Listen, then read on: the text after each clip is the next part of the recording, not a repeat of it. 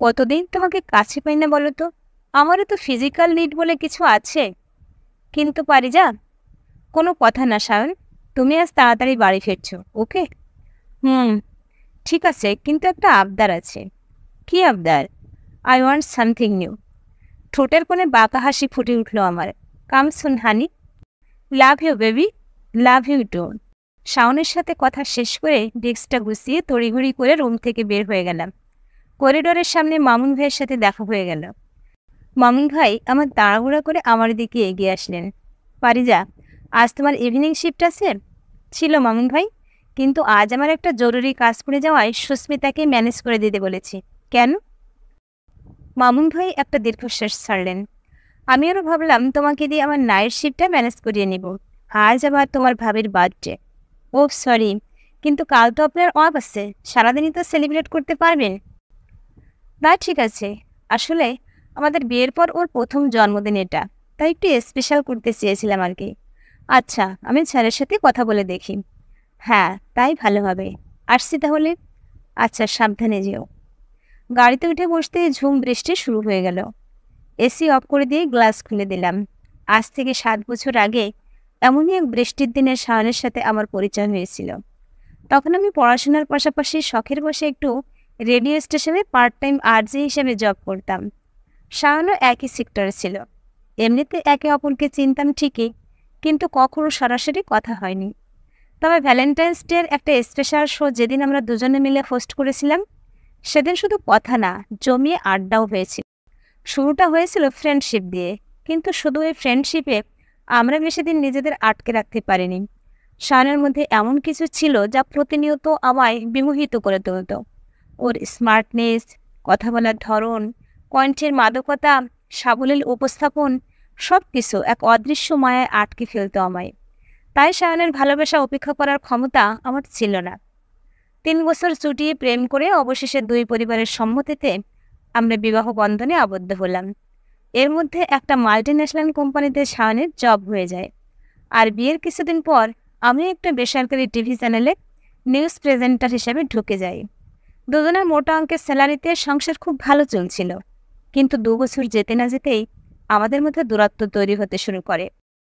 আমরা দুজন যে যার মতো ব্যস্ত হয়ে পড়ি, নিজেদের একটা আলাদা দুনিয়া বানিয়ে নিই নিজেদের অজান্তেই। দুজন একই সংসারে একই ছাদের নিচে আছি, অথচ কেউ কারো খোঁজ রাখছি না। সম্পর্কটা স্বামী স্ত্রী থেকে প্রতিবেশীতে রূপ নিল একসময়। রাতের বিশেষ মুহূর্তটুকু ছাড়া একে অপরের মুখোমুখিও হতে পারতাম না। ধীরে ধীরে এটাও কমতে শুরু করলো। আমার মিসক্যারেজের পর এই দূরত্বটাকে আমি প্রথম উপলব্ধি করতে পারলাম। সেই সময়টায় আমি খুব করে শাওনের সঙ্গ চাইতাম, কিন্তু পেতাম না। অফিস টাইমের পরও কোনো না কোনো বাহানা দেখিয়ে শাওন রাত করে বাড়ি ফিরত। কোনো দিন আবার ফিরতই না। এত বড় ফ্ল্যাটে আমি একা নিঃসঙ্গ সময় কাটাতাম। দম বন্ধ হয়ে আসতো আমার। বুঝতে পারছিলাম শাওন আমার থেকে দূরে সরে যাচ্ছে, কিন্তু এটা বুঝতে পারছিলাম না আমার কি করা উচিত।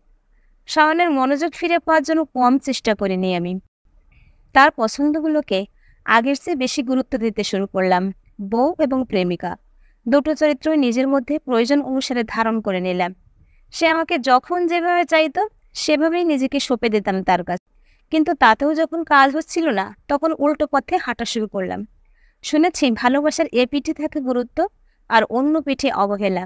এই দুটো দিয়েই শাওনকে ফিরে পাওয়ার চেষ্টা করেছিলাম আমি। কিন্তু আমার সব পরীক্ষার ফলাফল ছিল শূন্য। আমার কেন জানি মনে হতো শাওন অন্য কোথাও জড়িয়ে গেছে।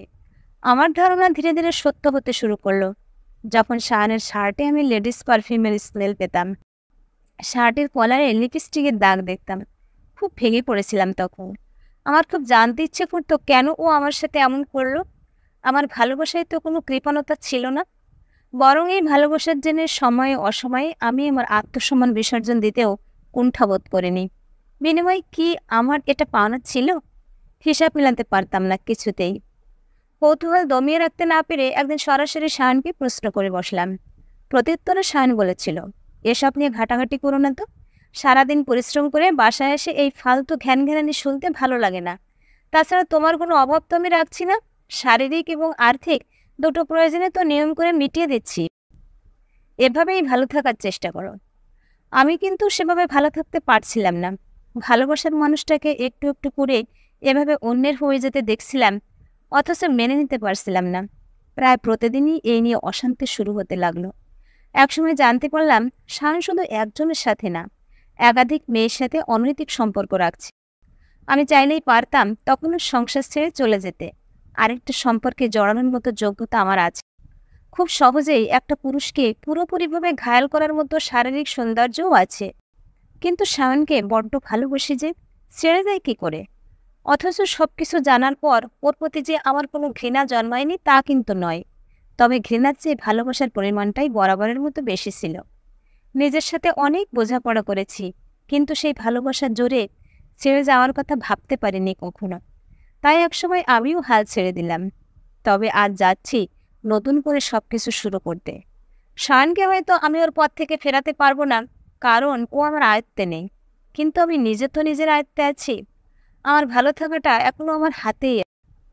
তাছাড়া জীবন তো একটাই। এই এক জীবনে তো মানুষ সব দিক দিয়ে সুখী হতে পারে না। আমি না হয় এভাবেই বেঁচে থাকলাম, তবুও ভালোবাসার মানুষটাকে তো সাথে পেলাম। বাসায় এসে শায়নের জন্য আলাদা রান্না করে সময় নষ্ট করলাম না। আমি জানি ও আজও বাইরে থেকে খেয়ে আসবে। তাই শাওয়ার নিয়ে স্লিভলেস ব্লাউজের সাথে সবুজ জর্জেটের শাড়িটা পরে নিলাম। বেলি ফুলের মালা গুজে দিলাম চুলের খোপায়। গাঢ় করে কাজল টেনে নিলাম চোখে, আর ঠোঁটে নুড লিপস্টিক। রাত 10:30। হঠাৎ করে কলিং বেল বেজে উঠল। পারফিউমটা ঘাড়ে গলায় হাতে আবার একটু স্প্রে করে নিয়ে তড়িঘড়ি করে গিয়ে দরজা খুলে দিলাম। আমাকে দেখে শায়ন সেই হাসিটাই আবারও দিল, যে হাসিতে বিয়ের প্রথম রাতে দ্বিতীয়বারের মতো ঘায়েল করেছিল আমায়। কিন্তু অদ্ভুতভাবে আজ আমার আর সেই একই অনুভূতি কাজ করছি না। আগের মতো মাদকতা পাচ্ছি না সেই হাসিতে। শাওনের পিছু পিছু বেডরুমে এসে প্রতিদিনের মতো ড্রেসিং টেবিলের সামনে দাঁড়িয়ে ওর ব্লেজারটা খুলে দিলাম। শাওন হাতঘড়িটা খুলে টেবিলের উপর রেখে চেঞ্জ করে ফ্রেশ হতে চলে গেল। এই সুযোগে আমি রুমের লাইট অফ করে ফেয়ারি লাইটগুলো জ্বালিয়ে দিলাম। নিজেকে আরেকবার আয়নায় দেখে নিলাম সব ঠিকঠাক আছে কিনা। কিছুক্ষণ পর শাওন ফ্রেশ হয়ে এলে আমি ড্রয়িং রুমের দিকে পা বাড়াচ্ছিলাম। এমন সময় আচমকা শাওন আমার ডান হাতটা ধরে হ্যাঁচকা টানে ওর বুকের কাছে নিয়ে গেল। তারপর কানের কাছে মুখ এনে ফিসফিস করে শুরু করে দিল, নেশা লাগিয়ে আপু কোথায় যাওয়া হচ্ছে? খাবে না? টেবিলে খাবার দিতে যাচ্ছিলাম। পেটের ক্ষুধা মেটানোর খাবার বাইরে থেকে খেয়ে এসেছি, আর শরীরের ক্ষুধা মেটানোর খাবার তো তোমার কাছে। আমাকে সামান্য লজ্জা পাওয়ার সুযোগটুকু না দিয়ে মুহূর্তে শাওন আমার ঠোঁট দুটো দখল করে নিল। এর মধ্যে ওর বাম হাতের আঙুলগুলো আমার কোমরে বিচরণ করতে শুরু করলো। এভাবে সুবিধা করতে পারছিল না বলে আর দেরি না করে আমাকে কোলে তুলে নিয়ে বিছানায় শুয়ে দিল শায়ন। তারপর ঝাঁপিয়ে পড়ল আমার উপর। আমি খেয়াল করলাম আজ শায়নের এই বন্য আহ্বানে আমার সাড়া দিতে ইচ্ছে করছে না একদম। এই প্রথমবার ওর আদরটুকু আমি উপভোগ করতে পারছি না। কেমন যেন গা ঘিন ঘিন। কিছুক্ষণ হলো শায়ন ক্লান্ত হয়ে ঘুমিয়ে পড়েছে, আর আমি ওর ঘুমন্ত মুখটার দিকে নিষ্পলক চেয়ে আছি। জাগ্রত অবস্থায় ওকে যতটা হিংস্র দেখায়, ঘুমন্ত অবস্থায় তার চেয়েও বেশি নিষ্পাপ দেখায়। প্রকৃতির কি অদ্ভুত নিয়ম! একটা মানুষ, অথচ তার একাধিক রূপ। ছেঁড়া বেলে ফুলের মালাটা মেঝেতে পড়ে আছে এখনো, আর বিছানায় ছড়িয়ে আছে আমার পরনের জর্জেটের সবুজ শাড়িটা। আমি উঠে চেঞ্জ করে এক মগ কফি নিয়ে বারান্দায় গিয়ে দাঁড়ালাম। সকালে শায়নের ঘুম ভাঙল মেসেজের রিংটোনে। আমি তখন ওর পাশেই শুয়েছিলাম, কিন্তু ও আমাকে খেয়াল করেনি। ঘুম ঘুম চোখে মেসেজটা ওপেন করে হুড়মুড়িয়ে শোয়া থেকে উঠে বসলো শায়ন। আমার দিকে চোখ পড়তেই আলতো করে আমার কপালে ঠোঁট ছুঁয়ে দিয়ে মুচকি হেসে বলল, আই হ্যাভ টু গো। আমার গরম পানিটা রেডি করে দেবে প্লিজ? জানি তো, কুসুম গরম পানি ছাড়া আপনার সকালের গোসল হয় না। বাথরুমে দিয়ে এসেছি একটু আগে। ও, থ্যাঙ্কস। শায়ন উঠে যাওয়ার পর ওর ফোনটা হাতে নিলাম আমি। ভাগ্যিস আর চোখে পাসওয়ার্ডটা দেখে রেখেছিলাম। একটু আগে মেসেজটা ওপেন করার সাথে সাথে আমার শির দাঁড়া বেয়ে একটা ঠান্ডা স্রোত বয়ে গেল। মেসেজটা spelling, I am incomplete without you darling, please come soon, I am waiting for you. সম্বিত ফিরে পেলাম ওয়াশরুম থেকে ভেসে আসা শাওনের বিকট চিৎকার শুনে। টাওয়ালটা কোমরে পেঁচিয়ে দুহাত দিয়ে মুখ ঢেকে ছটপট করতে করতে ওয়াশরুম থেকে বের হয়ে এলো শায়ন। আমি একটু সামনে এগিয়ে, ততক্ষণে সে ছটফট করতে করতে মেঝেতে গড়িয়ে বিলাপ শুরু করে দিল। পারিজা, বাঁচাও আমাকে, বাঁচাও, আমার মুখ ঝলসে যাচ্ছে, আমি আর সহ্য করতে পারছি না। পারিজা, কিছু একটা করো প্লিজ। আমি ঠিক জানতাম শাওন বেখেয়ালি হয়ে বালতির পানি দিয়ে আগে মুখ ধুয়ে নেবে। নিরুত্তাপভাবে মেঝেতে দুহাঁটু ভাঁজ করে শাওনের কাছ থেকে 1 হাত দূরত্বে বসলাম আমি। আমার যা করার তা তো করেই দিয়েছি, আর তো কিছু করার নেই। আচ্ছা সায়ন, তুমি তোমার এই ঝলসানো চেহারা নিয়ে তোমার লায়লাদের সামনে গিয়ে দাঁড়াতে পারবে?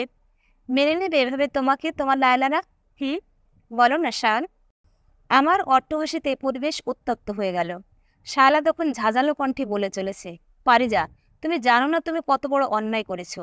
তোমার কোনো ধারণা নেই এর শাস্তি কি হতে পারে। এ অন্যায়ের বিচার খুব কঠিন, অনেক ভুগতে হবে তোমাকে। আমি উঠে দাঁড়িয়ে তাচ্ছিল্য স্বরে প্রতিবাদ জানালাম, এই থামো তো। যে দেশে ধর্ষকের কোনো বিচার হয় না, সে দেশে নাকি হবে চরিত্রহীন স্বামীকে অ্যাসিডে পোড়াবার বিচার। প্রিয় ভিউয়ার্স, আজকে একটা ভিন্ন স্বাদের গল্প দিলাম। গল্পটা কেমন লাগলো জানাতে ভুলবেন না। আর আমার পরবর্তী গল্প পেতে আমার চ্যানেলটি সাবস্ক্রাইব করে পাশে থাকুন। ধন্যবাদ।